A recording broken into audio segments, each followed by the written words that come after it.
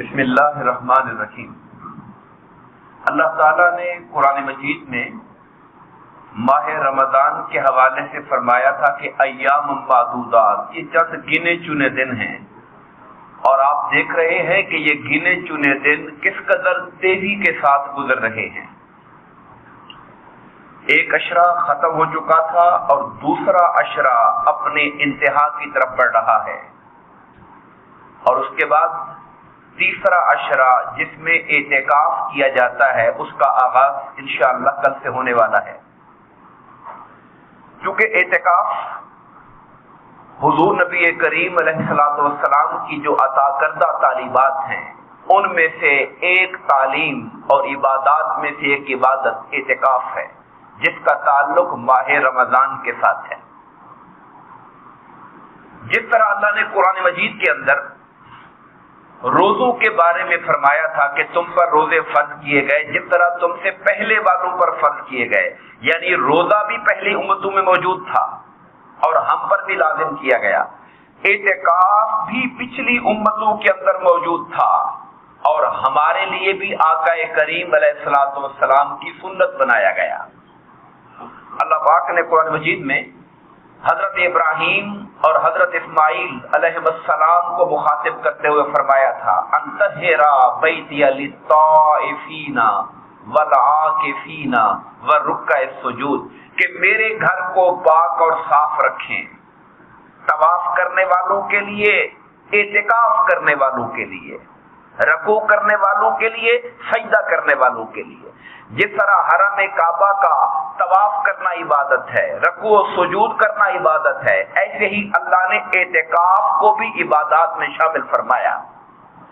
اور اپنے انبیاء کرام کو معتکفین کی خدمت کے لیے حکم دیا کہ میرے گھر کو پاک صاف ستھرا کرو تاکہ اعتکاف کرنے والے اچھے طریقے سے اچھے ماحول میں اعتکاف بیٹھ سکیں۔ جہاں تک دین اسلام کا تعلق ہے، ماہ رمضان کے آخری عشرے کے اندر اعتکاف بیٹھنا آقا کریم علیہ السلام کی سنت موقدہ ہے۔ موقدہ اس اعتبار سے کہ مدینہ طیبہ ہجرت کے بعد اور رمضان کی فرضیت کے بعد سرکار دو عالم صلی اللہ علیہ وسلم نے کوئی رمضان نہیں چھوڑا مگر اس میں اعتکاف ضرور کیا۔ ایک بار چھوٹ گیا سفر کی وجہ سے تو اگلی بار میرے آقا نے 20 دن کا اعتکاف فرمایا۔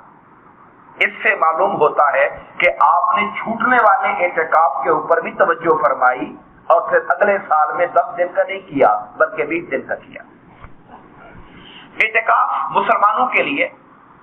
ایک طرح سے رہبانیت کا بدل ہے۔ رہبانیت کہتے ہیں ترک دنیا، یعنی انسان اپنے رب کو پانے کے لیے پچھلی امتوں کے لوگ دنیا ترک کرتے تھے،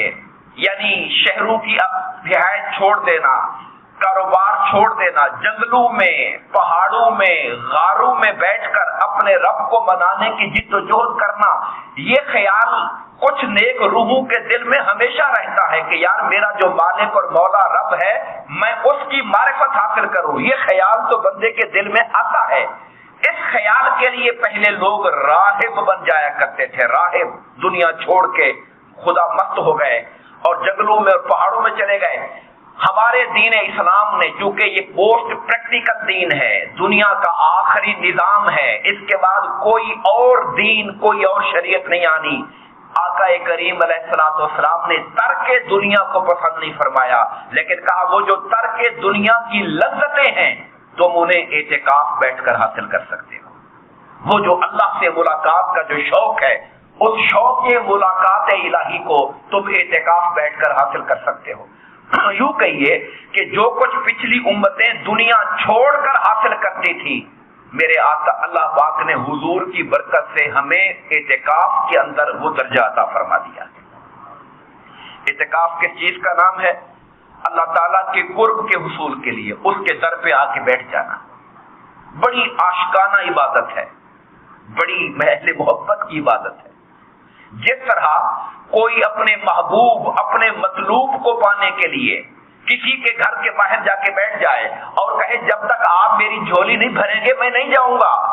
اعتکاف بھی ایسی عبادت ہے کہ مولا میں تیرے در پہ آ کے بیٹھ گیا ہوں، جب تک اپنی محبت، قربت اور معرفت کی خیرات نہیں دے گا میں تیرے در سے نہیں جاؤں گا۔ جب تک تو میرے گناہ معاف نہیں کرے گا میں تیرے در سے نہیں جاؤں گا۔ جب تک تو اپنی بارگاہ سے میرے لیے جنت کا وعدہ نہیں فرمائے گا میں تیرے در سے نہیں جاؤں گا۔ مولا جب تک تو مجھے جہنم سے پناہ نہیں دے گا میں تیرے در سے نہیں جاؤں گا۔ تو یہ وہ عاشقانہ عبادت ہے کہ بندہ گر جاتا ہے خدا کے در پر کہ میرے مولا تو میری جھولی خیر سے بھر دے، تاکہ میں جب اٹھوں یہاں سے تو اس حال میں اٹھوں کہ تیری محبت حاصل ہو چکی ہو، گناہ معاف ہو چکے ہوں اور جنت کا وعدہ مجھے مل چکا ہو۔ حضور نبی کریم علیہ الصلوۃ والسلام کی اگر ہم احادیث طیبہ کی طرف دیکھیں تو جیسا کہ میں نے پہلے آپ کے علم میں بتایا کہ 10 روز کا اعتکاف کرنا آقا کریم علیہ الصلوۃ والسلام کا طریقہ تھا، اور ایک بار شروع میں ابتدا میں اعتکاف کی وجوہات میں سے جو وجہ بیان کی گئی کہ اعتکاف کیوں بیٹھے، سرکار ماہ رمضان کے پہلے عشرے میں اعتکاف بیٹھ گئے، پہلے عشرے میں، دوسرا عشرہ شروع ہو گیا اعتکاف بیٹھے رہے۔ جب دوسرا عشرہ ختم ہوا تو آپ نے خیمے سے سر باہر نکالا، کہا لوگو میں لیلۃ القدر کی تلاش میں اعتکاف بیٹھا ہوا ہوں۔ اعتکاف بیٹھنے کی ایک وجہ کیا ہے؟ لیلۃ القدر کو تلاش کرنا۔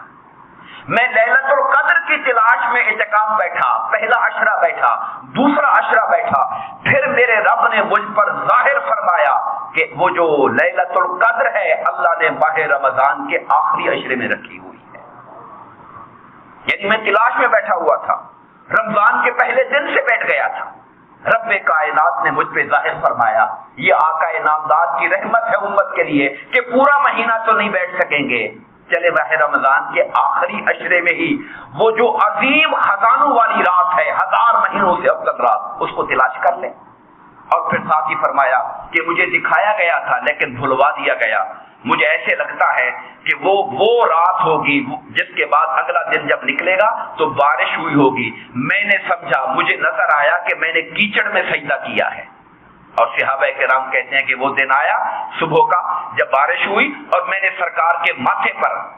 جب آپ نے گیلی جگہ پہ سجدہ کیا تو مٹی کا نشان لگا ہوا دیکھا۔ وہ حضور کے خواب کی تعبیر تھی کہ یہ رات جو گزر گئی ہے یہ لیلۃ القدر کی رات تھی۔ یہ ہر لیلۃ القدر کی نشانی نہیں ہے کہ اس کے بعد بارش ہوگی، وہ جو سرکار کے زمانے میں جو آئی تھی اس کے بارے میں حضور کو یہ بات بتائی گئی تھی۔ پھر آقا کریم علیہ الصلوۃ والسلام نے اپنی امت کی مزید آسانی کے لیے ہم جیسے لوگ جو اعتکاف نہیں بیٹھ سکتے ان سے کہا آخری عشرے کی تاک راتوں میں لیلۃ القدر کو تلاش کیا کر۔ اگر پورے کے پورے 10 راتیں نہیں بیٹھ سکتے تو 21 کو، 23 کو، 25 کو، 27 کو، 29 کو، یہ وہ راتیں ہیں جن کے اندر لیلۃ القدر کو تلاش کیا کر۔ حاضرین محترم، سرکار دو عالم صلی اللہ علیہ وسلم کا فرمان ہے کہ معتکف گناہوں سے بچا رہتا ہے۔ اعتکاف بیٹھنے کی نیت کیا ہونی چاہیے؟ ایک نیت تو اس کی یہ ہے کہ میں قرب الہی کے لیے آیا ہوں، اور دوسری نیت یہ ہے کہ میں اپنے باہر کے ماحول میں چونکہ گناہوں سے بچ نہیں پاتا تو اس کی پریکٹس کرنے کے لیے 10 دن خدا کے در پہ بیٹھ جاتا ہوں تاکہ گناہوں سے بچنے کی طاقت میرے اندر پیدا ہو جائے۔ بعض صوفیاء نے تو یوں کہا کہ آپ لوگوں پہ بلیم نہ دو، بلکہ یوں کہو کہ میرا نفس سرکش ہو گیا، میرا نفس باغی ہو گیا اور لوگوں کو میری وجہ سے تکلیف پہنچتی ہے، میں 10 دن خدا کے در پہ بیٹھ جاتا ہوں تاکہ کم سے کم لوگ میرے شر سے محفوظ ہو جائیں اور میں اللہ کی بارگاہ سے خیر لے کر اٹھ جاؤں۔ میں آخری حدیث پاک آج کے درس کے حوالے سے جو میں عرض کروں گا، حضرت عبداللہ بن عباس رضی اللہ تعالیٰ عنہ سے روایت ہے، آپ فرماتے ہیں کہ جو شخص، یہ حدیث پاک کے 2 حصے ہیں، آپ نے دونوں پہ غور فرمانا ہے، جو شخص اپنے بھائی کے کسی کام میں چلے پھرے، یعنی اپنے کسی مسلمان بھائی کے کام کے لیے، اس کی پریشانی دور کرنے کے لیے، اس کے کسی مسئلے کو حل کرنے کے لیے، اس سے کسی تکلیف کو دور کرنے کے لیے اس کے ساتھ چل پڑتا ہے، فرمایا اس شخص کو 10 سال اعتکاف کرنے کا ثواب اللہ تعالیٰ فرما دیتا ہے۔ اور ایک دن اعتکاف کرنے کا ثواب کتنا ہے؟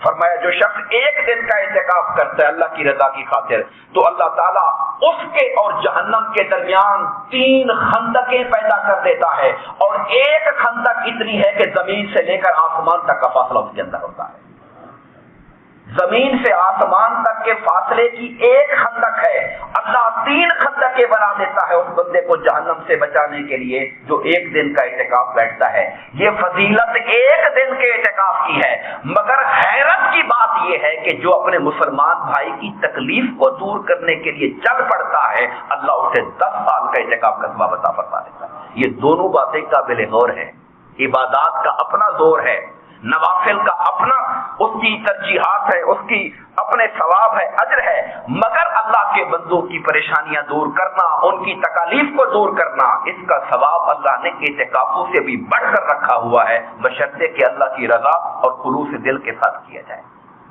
اعتکاف کا جہاں تک اب تعلق ہے، ہمارے علماء نے کہا اعتکاف سنت موقدہ علی الکفایہ ہے، جیسے جنازہ فرض کفایہ ہے، محلے کے کچھ لوگ جنازہ پڑھ لیتے ہیں تو سب کی طرف سے ادا ہو جاتا ہے، اور اگر کوئی نہ پڑھے تو سارے گناہگار ہیں۔ تو اعتکاف بھی سنت موقدہ علی الکفایہ ہے، محلے میں سے مسجد میں کوئی نہ بیٹھے تو پورے محلے پر سنت کے ترک کا گناہ ہے، لیکن اگر چند لوگ بیٹھ جاتے ہیں تو گویا کہ پورے محلے کی نمائندگی ہو گئی اور سارے محلے کو سنت پر عمل کرنے کا اجر مل جاتا ہے۔